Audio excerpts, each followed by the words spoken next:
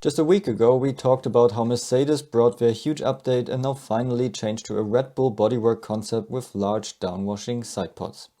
And we said that Ferrari and Haas are the only teams to still keep their inwashing bodywork concept, while everybody else changed to large downwashing sidepods. Today, we can see the new Ferrari update for the first time, and now also they changed to large downwashing sidepods. So let's talk about why this is a good idea and why it's not so easy to do for Ferrari. First of all, the large downwashing concept has a number of advantages, as we pointed out during last year's season when most teams opted for this concept. It keeps the low energy front rear wake outboard and far away from the downforce producing parts for as long as possible. At the same time, it pulls clean, high energy air down towards the beam wing. And it allows to have proper brackets and reinforcements for the floor underneath the large cover, so it doesn't just stabilize the floor for a more predictable handling, it is also lighter, because this thin carbon fiber bodywork doesn't weigh much.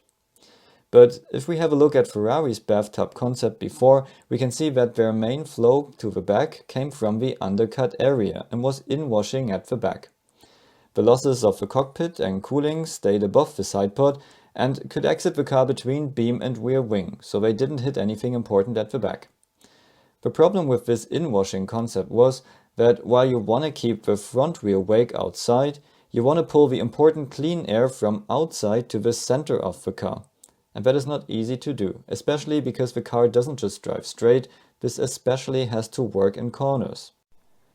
An easier, cleaner and simpler solution is the large downwashing sidepod, where you keep the wake outside on one hand and at the same time pull clean air down towards the rear, and there is less risk of them mixing.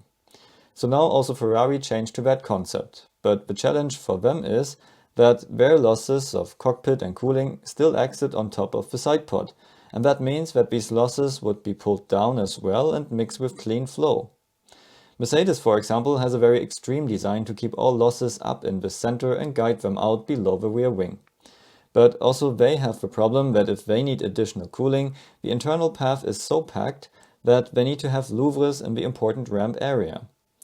Another thing to consider is that Ferrari keeps the rear cooling exit as small as possible. That requires the sides to have some additional outlets, and they block them from having a larger ramp like other cars. But they have a super slim rear bodywork, so it's a trade-off.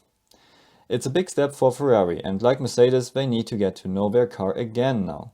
But this concept should give them a better basis for future developments. So what do you think? Will Ferrari be more successful with this new Red Bull-like concept? Let me know in the comments below, and if you want to learn how to design F1 bodyworks like this one, check out my online course at Udemy with the link below.